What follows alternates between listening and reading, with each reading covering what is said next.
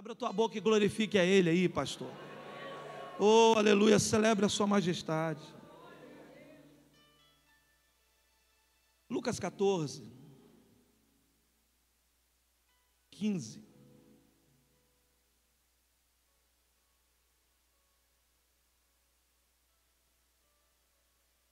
A 23, palavras assim. Ora, ouvindo tais palavras, um dos que estavam com ele à mesa disse-lhe: bem-aventurado aquele que comer pão no reino de Deus.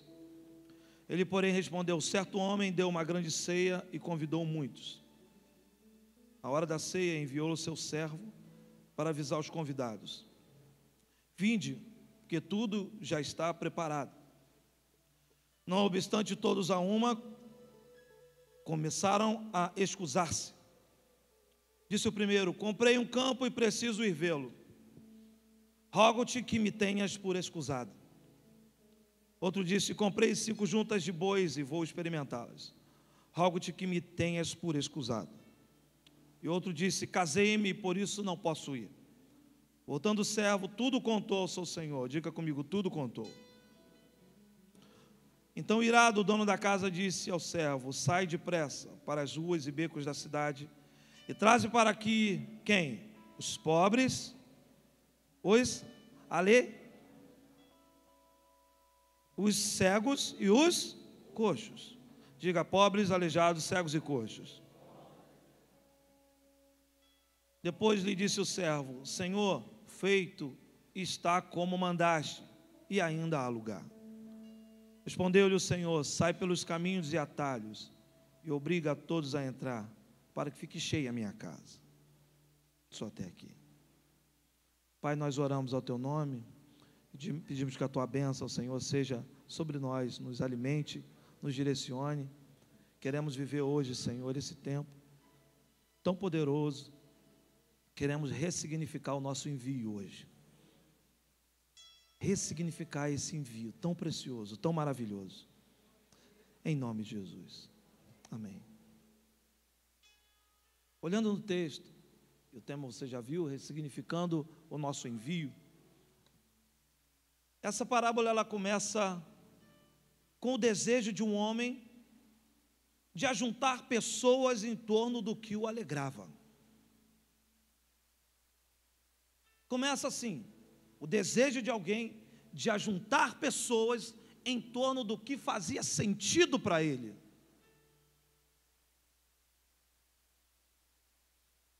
Quando uma pessoa se converte, eu tenho aprendido isso na caminhada do discipulado, aprendido com vários amigos e amigas de ministérios aqui que têm nos abençoado muito há algum tempo caminhando no discipulado. Quando a pessoa se converte, o primeiro ano é o ano que ela é mais frutífera para levar alguém para ir para a igreja, sabia? O primeiro ano, não é, Henrique? Por que isso? Porque naquele primeiro ano de conversão, ela ainda tem a maioria dos amigos lá no mundo. Ele não tem quase amigo na igreja. Então, ele se converte, ele tem uma experiência maravilhosa de conversão, ele quer fazer o seguinte: as referências que ele tem de amizade é o mundo e a família que de repente não conhecem o Senhor Jesus. Ele tenta levar todo mundo. Aquele primeiro ano é o ano que faz muito sentido a gente investir em consolidação, consolidar aquela pessoa na fé, para ela ter confiança de trazer aquele parente, aquela pessoa para a igreja. E todo o primeiro ano, para tudo, é sempre mais difícil. O primeiro ano de um bebê, por exemplo, é mais difícil. Ele é muito dependente ainda. Ele não anda, ele não fala. Sempre para tudo, os primeiros anos são muito difíceis. São anos de consolidação. Por que a pessoa no primeiro ano de conversão, ela quer sair atraindo todo mundo? Ela converte um domingo, no outro domingo ela enche o banco só com a família dele. Eu já vi casos do camarada que se converteu no domingo, na terça-feira, no culto da semana, ele brotou lá na igreja com a esposa. Ou a esposa que chegou, se converteu no domingo, no dia de semana, no domingo seguinte, já traz a família. Ele já se preocupa a puxar e falar com você: aqui, pastor, daqui é minha família. Porque o primeiro ano é muito forte isso, e a gente tem que investir trabalhar muito forte a consolidação na igreja, por causa desse potencial que o novo tem de trazer outros. Depois que ele passa 2, 3 anos da igreja, os amigos dele, tudo crente, irmão. Tudo fala crentez. Fala os jargões evangélicos, aí pronto. E se ele não for bem discipulado, as palavras dele agradam os crentes, agrada o pastor, agrada você, mas enche a paciência do ímpio. O ímpio fala, o crente ficou chato. Aquele primeiro ano a gente tem que ir por tudo ou nada. Investir, ensinar, instruir. Por que isso? Porque ele encontra a graça, encontra a palavra, aquilo passa a ter sentido na vida dele. E quanto maior o sentido de algo tem na vida da gente, quanto maior algo tem sentido na vida da gente, mais a gente quer atrair pessoas para estar perto. Às vezes eu estou num lugar, não sei se é assim, minha esposa não está, e aí vejo, estou vendo algo bom, né? E eu fico pensando, penso logo nela, poxa, Eliane podia estar aqui. Você não é assim? Poxa, que pena que a Eliane não está aqui. Poxa, minha esposa podia estar aqui. Você pensa nos seus. Às vezes eu vejo alguma coisa, tipo da faixa etária dos meus filhos, 14, 12 anos, coisa bacana, aí eu falo para ele, poxa, que pena que as crianças não estão aqui, né? Nós não somos assim, irmãos. Agora vai para mim, pastor, fala comigo aqui, vê se você não é assim com a sua ovelha. Você está no lugar recebendo a palavra, de repente você escuta algo, você pensa assim, minha igreja podia estar aqui. Não é? Aqueles discípulos podiam estar aqui. Você faz isso por amor, irmãos. É muito amor envolvido nisso tudo. Quantos já não tiveram essa percepção durante esse ministerial de que suas ovelhas poderiam estar aqui? Quantos? Eles seriam tão nutridos como nós temos sido pela bondade de Deus, não? Amém? Pela bondade de Deus, só pela bondade dEle que temos recebido alimento. Porque aquilo que faz sentido, a gente quer atrair todo mundo para estar junto. Essa parábola é exatamente isso. Algo que faz sentido para esse dono da festa, que representa a figura de Deus. Ele quer ter gente perto. Por isso que Jesus fala, eu estou indo preparar lugar. Porque faz sentido para Deus que a gente esteja com Ele eternamente. Faz sentido para Deus que quando há um ajuntamento de homens e mulheres, haja uma adoração intensa, genuína, haja temor, haja liberdade para adorar, temor ao nome dEle. Faz sentido para Ele. O nosso Deus gosta dessas coisas. Gosta de relacionamento, de entrega. Quem não entende isso vai chamar de fanatismo, qualquer coisa. Mas o homem, né, Alberto? O homem carnal não discerne das coisas espirituais, como você falou hoje pela manhã para mim. É verdade. E aqui a gente está tendo a oportunidade de conversar sobre as coisas do Espírito, né? Ele trouxe essa palavra revelada para a minha vida. Quanto mais espiritual nós formos, mais a gente vai discernir das coisas do Espírito. Hoje de manhã ele compartilhou comigo. Sabe, faz sentido quando a gente... Faz sentido a presença de Deus na nossa vida, faz muito sentido. Mas eu volto para o texto aqui.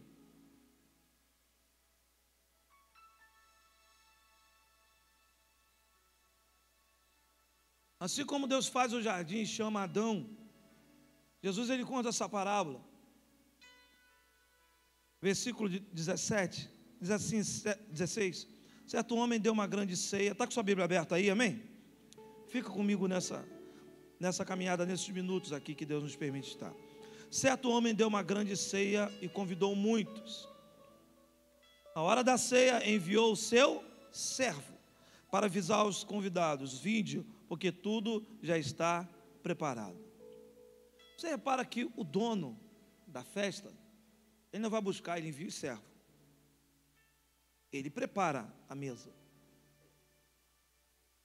Em Adão, ele ia. Depois de Adão, ele envia o seu servo. No decorrer da história, Deus foi criando uma evidência para essa figura do servo que naturalmente não deveria ter, sociologicamente não deveria ter. Servo é um escravo, servo cumpre papel. Mas como Deus tem poder de ressignificar todas as coisas, ressignificou a minha vida me dando o santo ministério, ressignificou a tua vida te dando o santo ministério pastoral, amém? Ele ressignifica essa figura também de servo. E você vai ver isso no decorrer da história. Aqui o texto fala que o dono da festa envia o seu servo, nem nome ele tem, anônimo, só ele tem o papel de ir lá e fazer o que eu quero, ele só tem o papel de ir lá e obedecer. Olha que tremendo o papel, olha como é que entra essa figura, a figura do servo aí, e a gente vai olhar isso na Bíblia. A palavra fala em Isaías sobre o servo sofredor. A Bíblia fala, a palavra de Deus, em Filipenses, capítulo 2, a partir do verso 5, que ele esvaziou si mesmo, assumiu a figura, o quê? De servo, figura humana, e assumiu a forma de servo. E Deus vai ressignificando a questão do servo.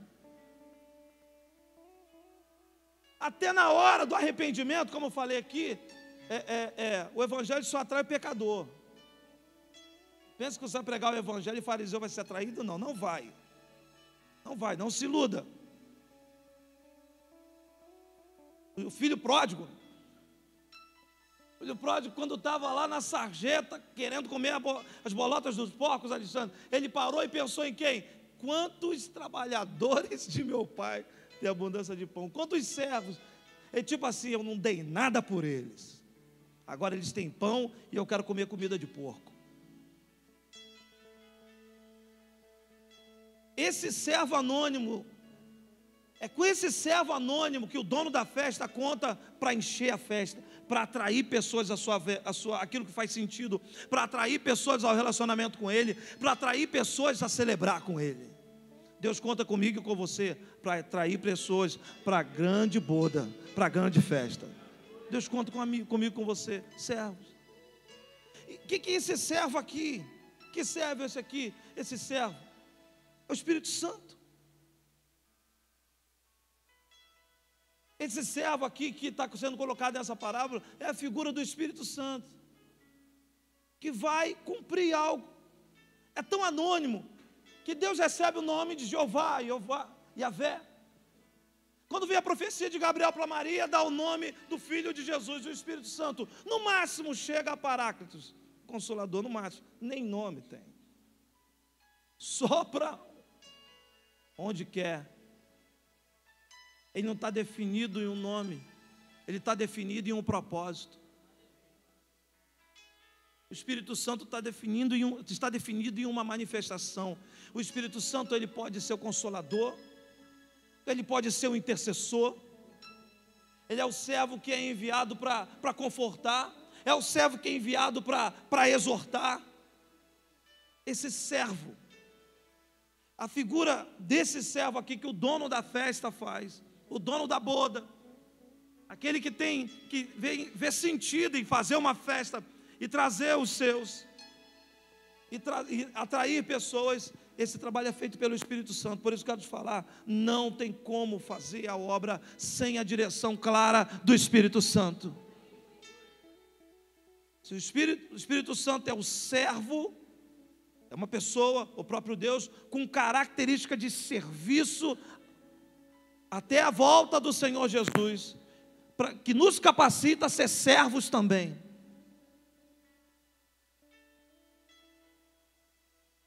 A primeira atitude do servo, desse servo que é o Espírito Santo, ele vai ao encontro dos convidados. Único papel, dizer que está pronto. Você reparar bem o texto, os convidados as pessoas já tinham sido convidadas, tudo estava preparado. Ele tem o papel de ir lá e dizer: ó, está pronto. É a primeira atitude desse servo.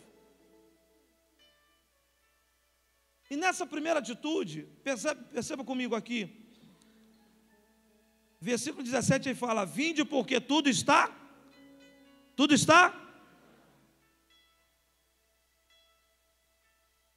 Aí, irmãos, vem as desculpas que só Jesus na causa. Disse o primeiro: comprei um campo e preciso ir vê-lo. Rogo-te que me tenhas por escusado.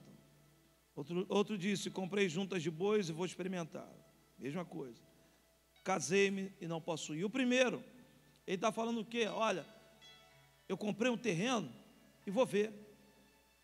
Mas se você entender um pouquinho de negócio, você não acha uma coisa meio estranha aí? A pessoa compra e depois vai ver? Eu fico pensando, será que já tinha internet naquele tempo, Jesus? E com todo respeito, alto respeito à comunidade judaica, a gente aprende isso muito com eles, de negócio eles entendem. Judeu entende de negócio. Ele compra, comprei o terreno e vou lá ver. Não bate, não fecha essa conta. Imagina, estou comprando terreno para a minha igreja. Paguei, depositei, agora vou lá ver. Chega lá, é um bequinho, não cabe nem teu povo.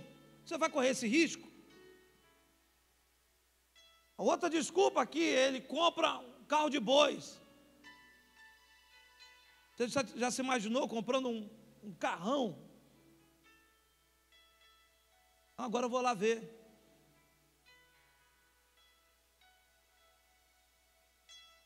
Você pega e deposita lá, estou comprando essa Ferrari. Quando chegar lá, você encontra o Fiat 147. Quero ver você dar glória para isso. Uma desculpa que não fecha, irmãos. Mas o servo não para. Outra desculpa: eu tenho casamento, eu casei-me e por isso não posso ir. Isso remete a projeto pessoal. São coisas que são até legítimas, mas não pode estar em primeiro lugar. Eu vou repetir. São coisas que são até legítimas, mas não pode estar em primeiro lugar. Tem gente dando desculpa para não cumprir o chamado de Deus.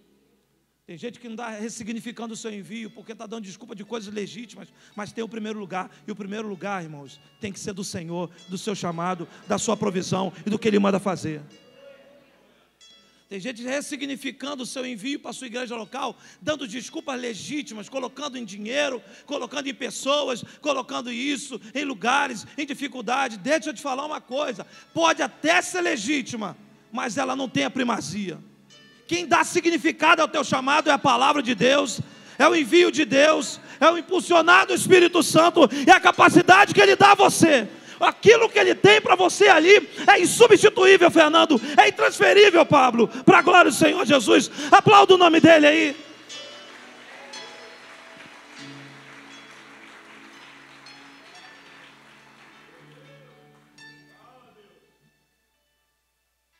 E olha que a Bíblia fala que nos dias de Noé as pessoas comiam, bebiam, Rafael, e davam-se casamento. Tranquilo, o problema era que o juízo estava do lado deles. Todo mundo comendo, bebendo, dando casamento do lado deles. Está Noé lá na arca. O juízo está chegando. Está Noé lá de baixo. O juízo está chegando. E todo mundo com seus projetos legítimos. O que tem que comer? O que tem que beber? O que tem que se relacionar ali? Vem família, casar. O juízo chegou. O juízo chegou. Mesmo com motivos legítimos, não foi suficiente para salvar. Ficou fora da festa. Eu costumo dizer, e falei ano passado num discipulado com o Mai, que é um espírito de distração. Um espírito de distração que tem tomado muitas igrejas. O ministro de louvor entra distraído. Parece até que vai cantar para quê? Vai cantar Legião Urbana?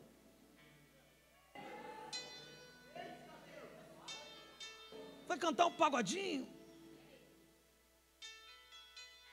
Vai cantar um hip hop? Não, vai cantar para o Deus vivo.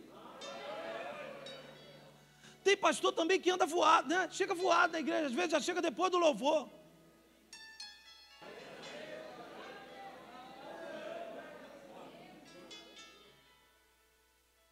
Aí depois vai, Senhor, que a nossa igreja seja adoradora, e minha igreja busca a tua face. Que é isso, meu irmão? Toma a tua posição de vaso. Antes de começar, meu irmão, aquela moçada está lá em cima adorando, você é o primeiro, você é a primeira a expressar a Deus a sua gratidão e louvor. Não interessa se eles estão tocando a música sol, dó, ré, não interessa se eles são muito limitados, não interessa se tem um CD lá tocando, você não precisa de uma nota musical para adorar. Você é a pessoa que inspira adoração na tua igreja, porque você sabe o valor de ser chamado pelo dono dessa festa. Ressignifique o seu propósito, homem de Deus. Ressignifique o seu propósito, mulher de Deus, naquele lugar. Sabe por quê? Eu digo que você tem que se ressignificar, porque tudo fala. Olha nos olhos do teu irmão e diga para ele, tudo fala, pastor. Esposa de pastor, tudo fala, minha irmã. Tudo fala.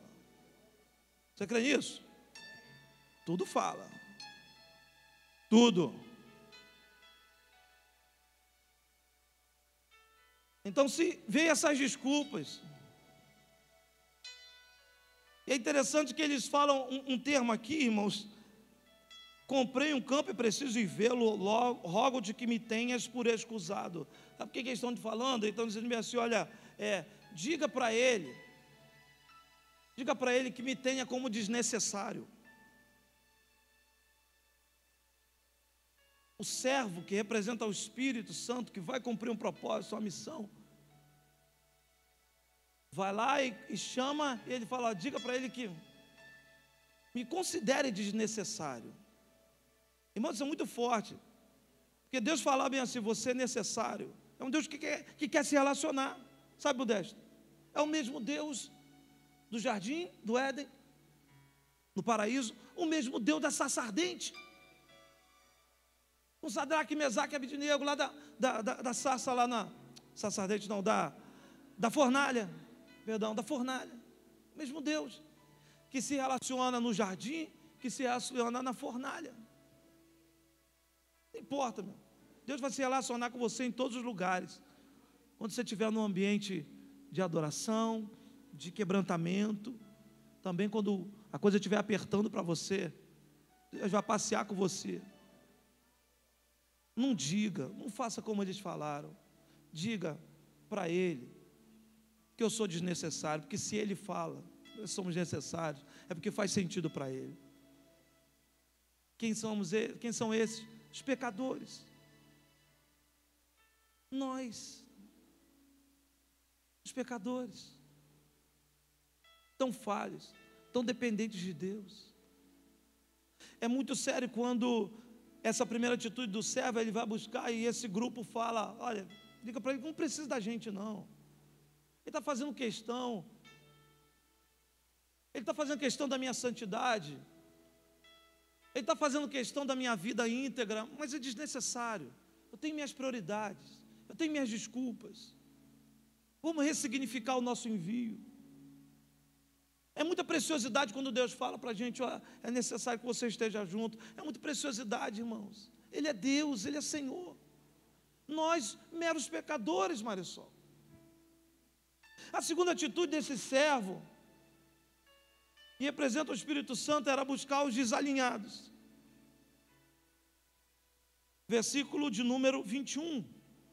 Sai depressa para as ruas e becos da cidade e traz para aqui os pobres, aleijados, cegos e coxos, só pessoas que ninguém queria, só desalinhado. Eu te pergunto, olha só, esse servo vai buscar pobre, aleijado, esse servo vai buscar pobre, aleijado, cego e coxo. Deu ou não deu trabalho? Teve que trazer no colo. Eles não iam conseguir vir sozinhos. É outro tipo de atitude daqueles que servem. Vão ter pessoas que nós vamos ter que pegar pelo colo para trazer. Gente desalinhada. Gente que a religião não quer. Porque a religião judaica não queria esse tipo de gente, os sacerdotes não queriam esse tipo de gente. E Deus fala: eu envio meu servo, é a figura do Espírito Santo, que age na vida de alguém e vai buscar esses desalinhados que ninguém quer.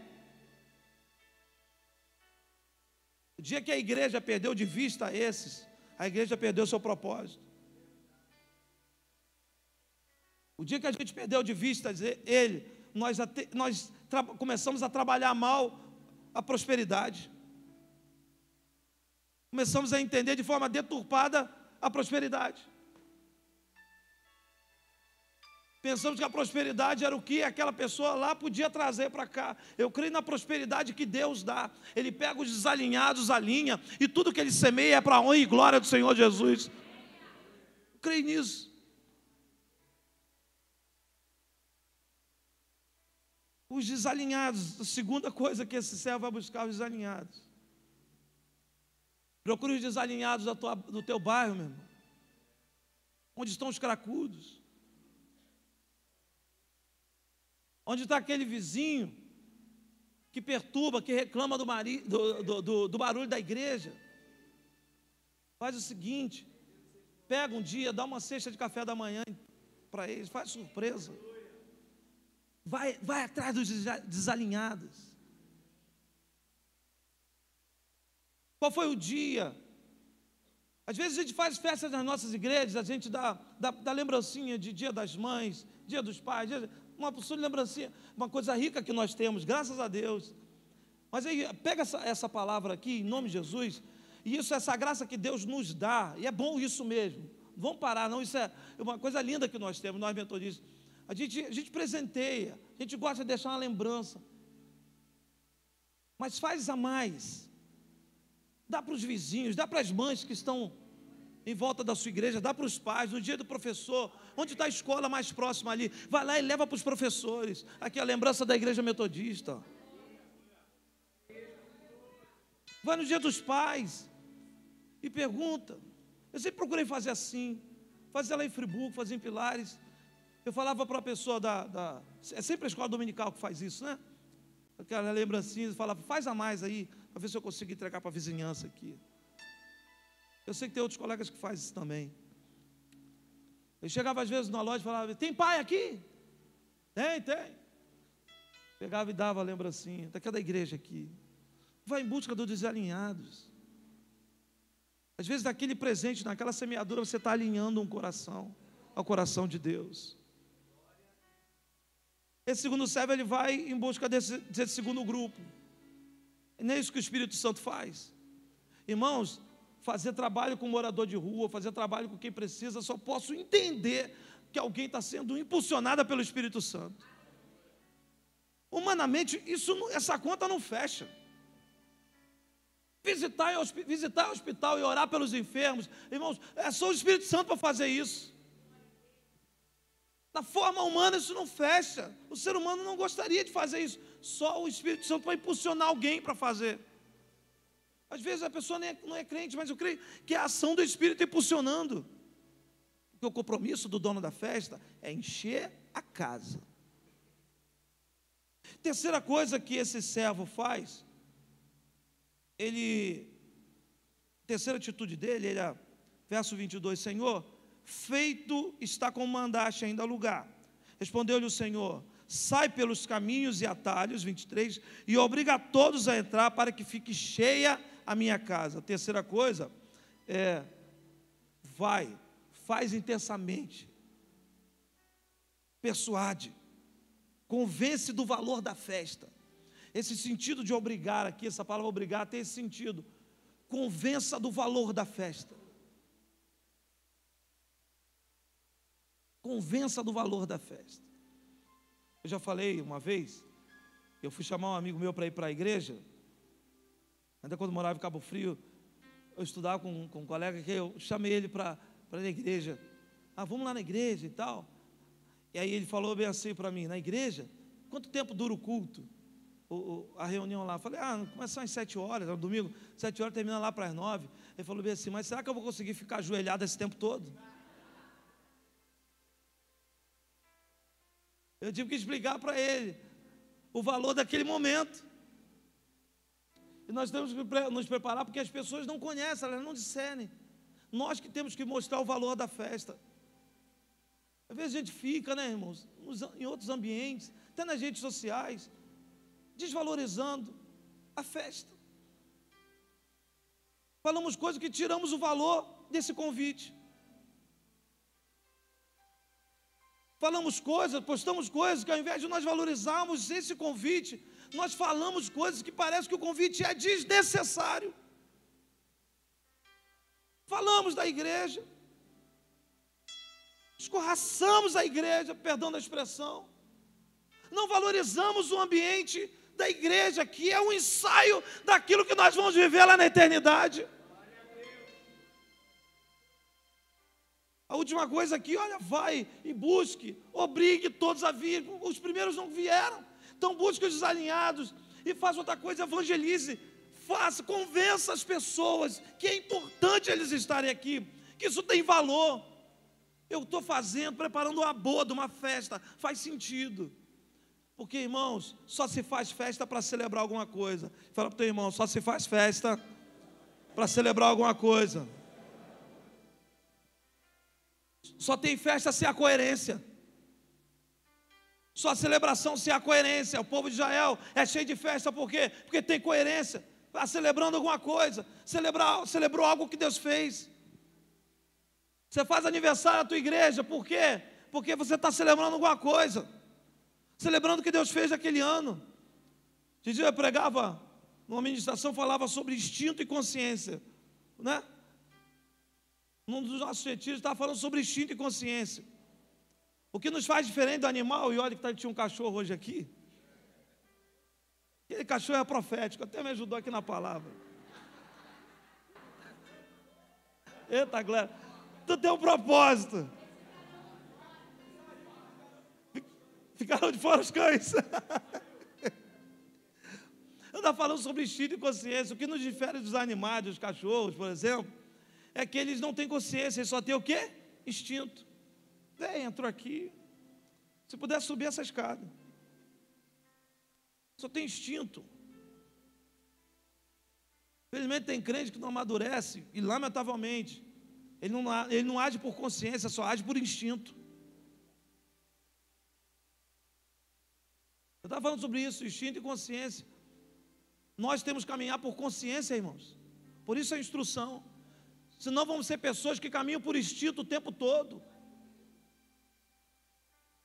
Que joga fora uma noite, que joga fora uma manhã, porque agiu por instinto. Destrói uma manhã com a família. Destrói uma reunião da igreja.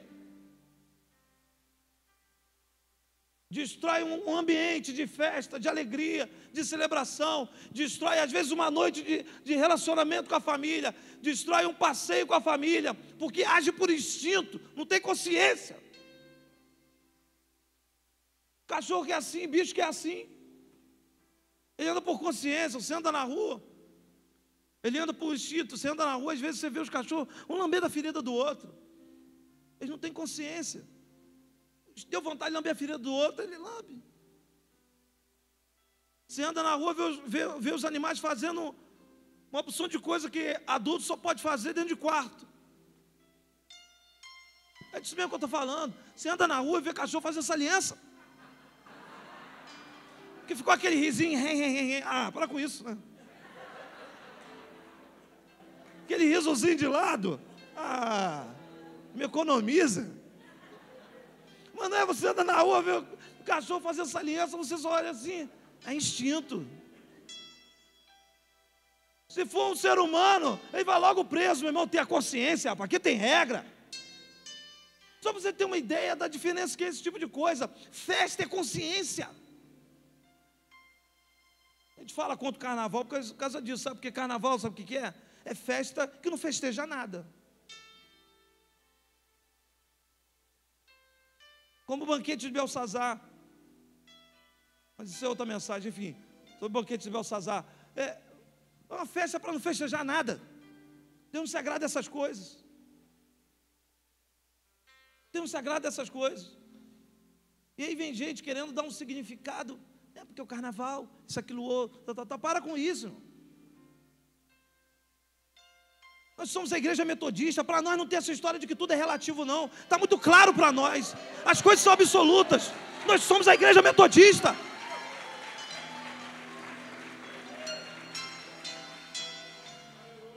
Deus deixou algo muito absoluto na vida de Wesley. Foi muito claro, irmãos.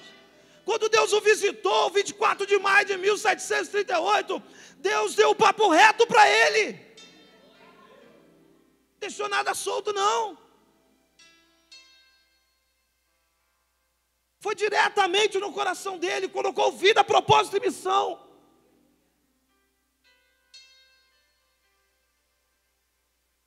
Você vai caminhar por consciência e não por instinto. Fala para o teu irmão do lado, você vai caminhar por consciência e não por instinto.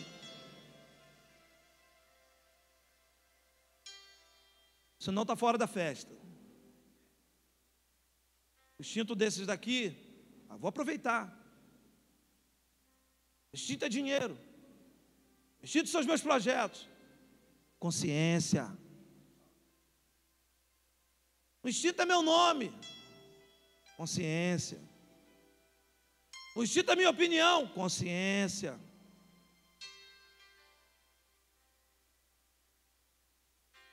Tem um ditado que a gente gosta, beça, né, irmãos? Quem não gosta? Sabe qual?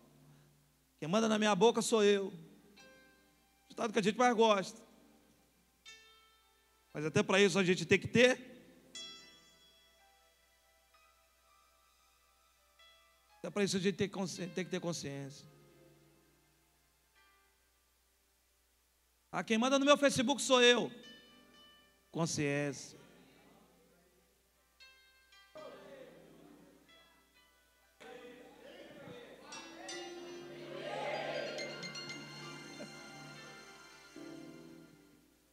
Não é verdade? Quem manda no meu WhatsApp sou eu. Aqui.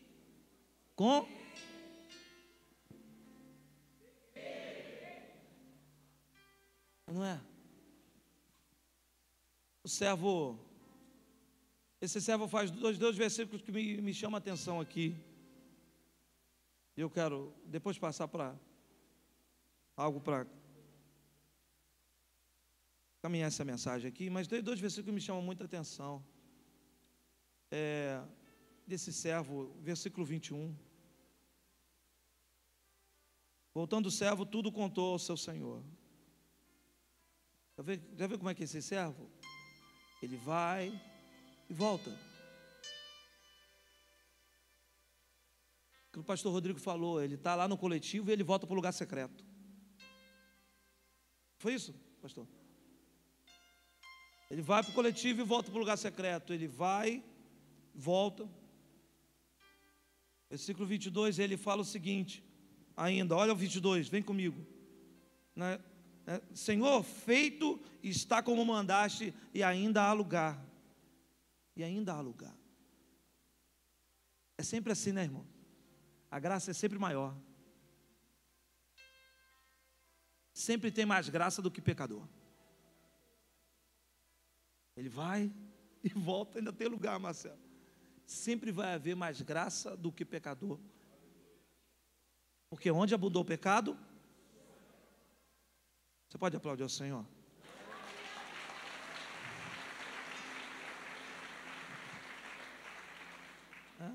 É muito forte. Precisamos ressignificar nosso envio mesmo.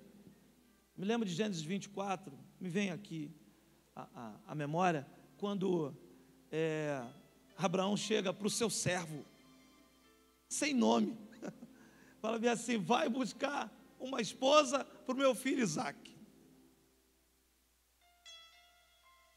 O servo, ele recebe aquilo com tanto temor.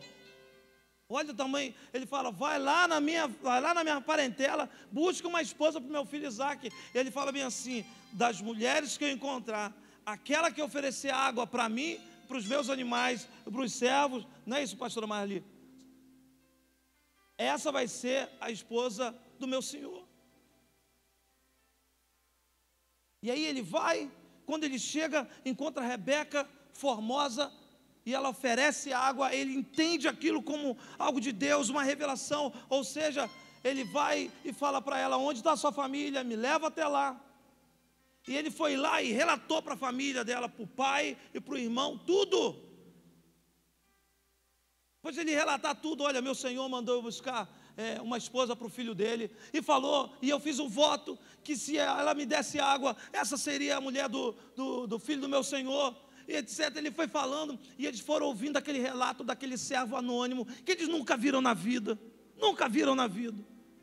saiu de lá do outro canto do mundo, e ele vai e começa a compartilhar aquilo que Deus o revela, até que Labão e Betuel, pai e irmão de Rebeca, olha para ele, Gênesis 24, 50, e fala, isso procede do Senhor, nada podemos fazer que seja fora dessa verdade.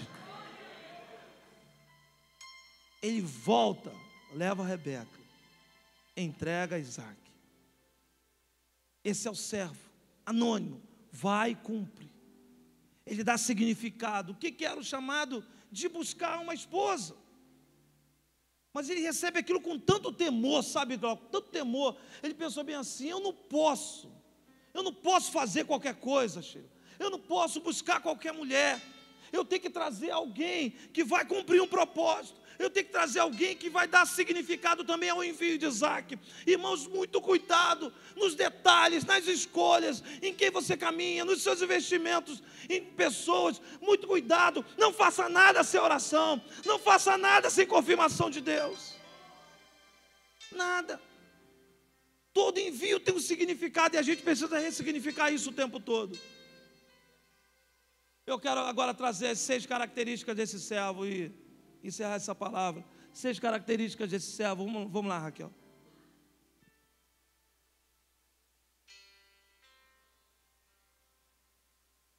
O que está escrito aqui? Ele é anônimo. Esse servo é assim: o Espírito Santo, que intercede por nós, por gemidos inexprimíveis. Dá nem para pronunciar. Não tem linguagem que encaixe essa intercessão, nem aparece, mas cumpre o que tem que fazer. Assim somos nós, né, irmãos? Costumo dizer o seguinte, que toda vitória tem uma renúncia escondida. Toda vitória tem uma renúncia anônima. As tuas conquistas tiveram dias de renúncia que só você sabe. Anônimas. O que Deus fez nesse ministerial e tem feito, nós semana passada precisamos renunciar. Precisamos, né? Precisamos renunciar. Quantos jejuaram? Quantos fizeram jejum? Deus nos visitou, tem nos visitado, mas teve a renúncia, irmãos, que ninguém lá fora viu. Saímos aqui alimentados, com mantimento, mas Deus sabe a renúncia que nós fizemos em jejuar. Se tivéssemos que fazer, faríamos tudo de novo. Só quero que você entenda que toda vitória tem uma renúncia escondida. Todo servo tem um pouco de anônimo. Pode ter alcançado multidões, você vai alcançar muitas pessoas, multidões e multidões na sua igreja local, vidas e mais vidas, você vai alcançar. Mas você vai continuar também com esse caráter de servo anônimo, que renuncia o que ninguém está vendo, só você sabe o preço que é. Aplauda o Senhor aí.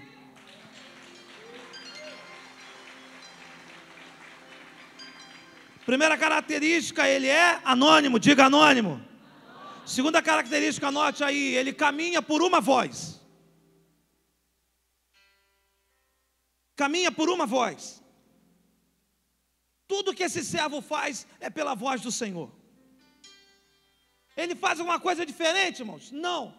O Senhor, aquele Senhor dele, o dono da festa, fala: vai, chame primeiro que eu convidei, diga que está pronto, povo de Israel. Diga que está pronto. Veio para o que era seu, mas os seus não receberam. O servo vai, com essa voz ele faz. Depois ele fala: busque os desalinhados. Essa era a voz que fazia ele cumprir. Depois vai e atrai pessoas, obriga a está-las aqui. Por essa voz ele vai. Irmãos, nós só caminhamos por uma voz. Só por uma voz. O mundo está cheio de vozes, todas têm um sentido, mas eu e você caminhamos por uma voz apenas. O mundo está cheio de vozes, cheio de ideologia, mas nós somos a geração, os servos que caminham por uma voz, e ela é suficiente. Aleluia. Terceira coisa, terceira característica, ele é o quê? Intencional.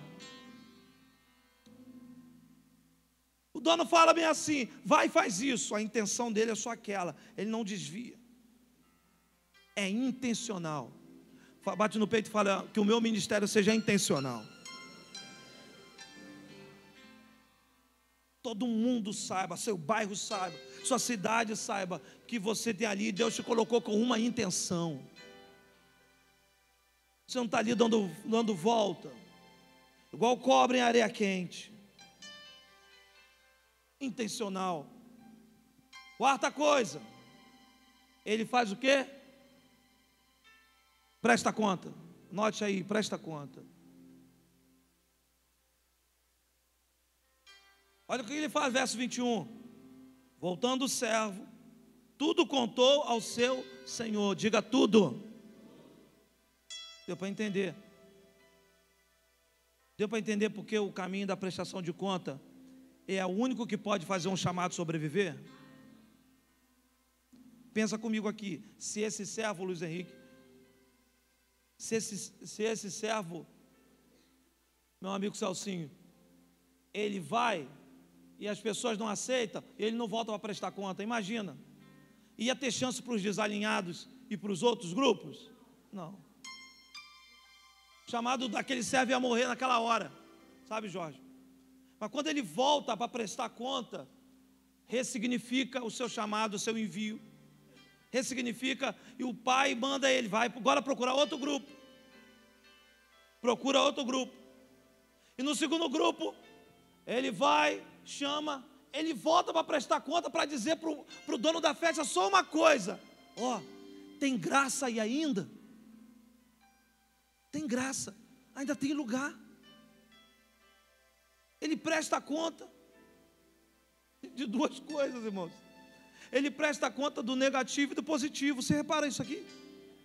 Ele presta conta, às vezes, do que não dá certo e do que dá certo. É algum exagero, irmãos. Nós falamos que a prestação de conta é o caminho para manter um discipulado sólido e sadio. É algum exagero? Não. Porque faz parte do nosso serviço trazer uma prestação de conta que às vezes frustra a gente, Felipe.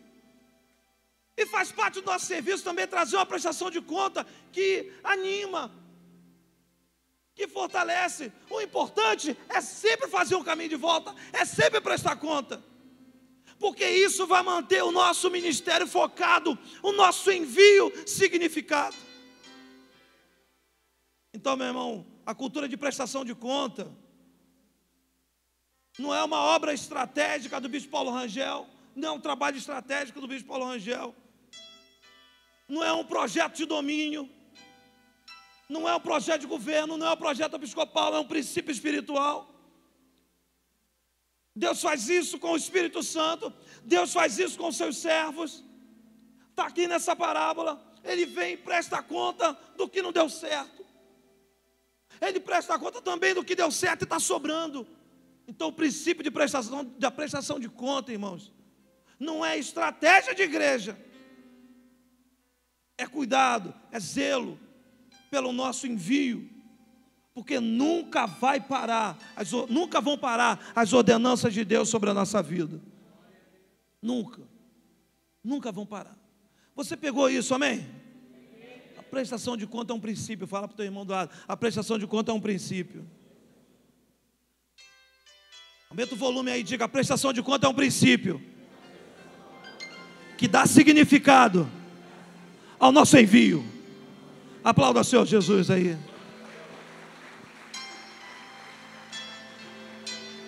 Quem não se sente enviado, Vinícius, não presta conta. Quem não se sente enviado, Sandra, não presta conta. Não está a mão de ninguém, ué. É que vai prestar conta? Não está amando de ninguém. Quando sabe que está amando de alguém, presta conta. No caso, todos nós estamos amando do Senhor. Isso não falha. Isso não falha. A minha aferição pode até falhar, a de Deus não. A de Deus não. A sua aferição em relação aos seus discípulos pode até falhar, a de Deus não. Mas é bom que a de Deus não, porque Ele que é o dono da festa mesmo. Penúltima característica, conhece a casa. Conhece bem a casa. Está entendendo isso aqui? É aquele servo que tem intimidade com a casa. Ele vai, chama, ele conhece tão bem a casa que ele chega para o dono e fala assim: olha, tem lugar, tá? É aquele sofá que não tem gente sentada ali ainda não. Lembra aquele quarto, tem lugar lá ainda. Lembra aquela varanda, tem lugar lá ainda. Ele conhece a casa, ele tem intimidade. Ninguém pode servir sem antes não ter intimidade. Ninguém pode servir sem antes ter intimidade, sem conhecer a casa. Isso é graça, como falei, é graça. Sexto, esse servo, ele não acolhe desculpas, ele acolhe propósito. Não acolhe desculpas. Quando Deus envia, Ele não acolhe no seu coração desculpas, Ele acolhe o propósito. Acontecendo o que acontecer, Ele tem que fazer aquilo que a voz manda. De repente você vai acolher um propósito que vai levar você, é difícil dizer isso. De repente você vai acolher o propósito que vai levar você, e não é com prazer que eu falo isso, longe disso, e vai fazer você perder pessoas, perder gente. Quem aqui já não perdeu gente na sua igreja por acolher um propósito de Deus? De repente vai ser assim, Cléia. De repente vai ser assim, Weber.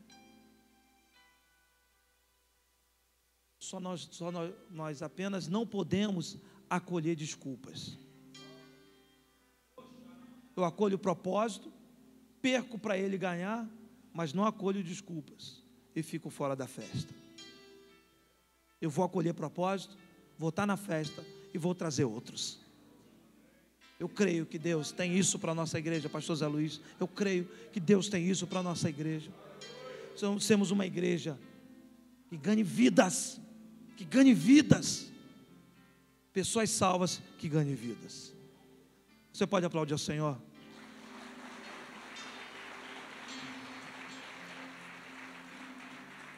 Vamos preparar aqui. Eu quero trazer dois conceitos para encerrar essa palavra. Você vai anotar mesmo. Distribui esse mantimento lá na tua igreja. Você vai distribuir isso, amém? Então guarda esses dois conceitos para terminar aqui. Sobre ressignificar o envio. Olha o que está dizendo aqui. Apenas significando ser, o Espírito Santo pode ressignificar o nosso fazer. Vou repetir. Apenas significando ser, coração, dando significado ao caráter, dando significado à vida de oração, o Espírito Santo pode ressignificar o nosso fazer. Tem gente que está com fazer fora do propósito, sem significado, porque o ser também está sem significado. Ele quer fazer tudo lá na igreja, não deixa nenhuma liderança se levantar. Espírito de Jezabel do inferno fica fazendo crítica em todo novo líder que você levanta. Está com fazer totalmente desproporcional, disfuncional, sem significado. Mas por quê? Porque o ser dele também não tem significado. Não é corpo, não é grupo. Nada que ele põe a mão prospera, nada que ela põe a mão prospera. Pode identificar. Nada vai para frente que ele coloca a mão. Por quê? Porque o ser dele está sem significado. E essa obra quem faz é o Espírito. Aí entra o nosso tema: arrependimento, santificação, é a forma de conduta. Sabe por que Deus nos deu esse tema? A gente vai entendendo depois. Sabe, Gilson? Porque esse tema, arrependimento, santificação, é a forma de conduta, ele serve para dar significado ao nosso ser. Quando dá significado ao nosso ser, o Espírito Santo vem ressignificando o nosso fazer, o nosso envio. A gente vai saber o que tem que fazer. A gente vai saber o que tem que pregar. Nós vamos saber que tipo de propósito vamos trazer para a igreja.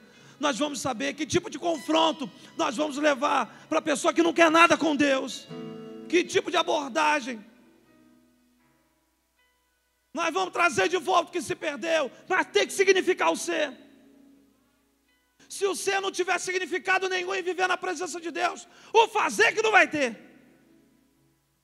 Por isso que a gente vê muita gente fazendo, e tudo que ele põe a mão divide. Parece cupim de festa.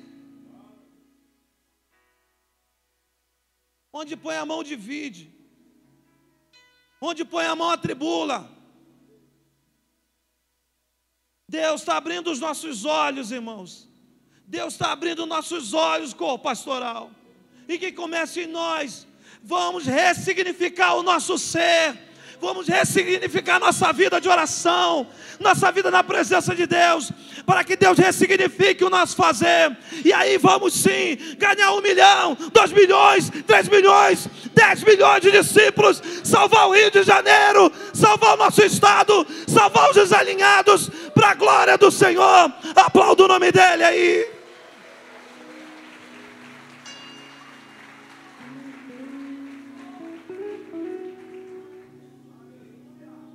É desse jeito. É desse jeito.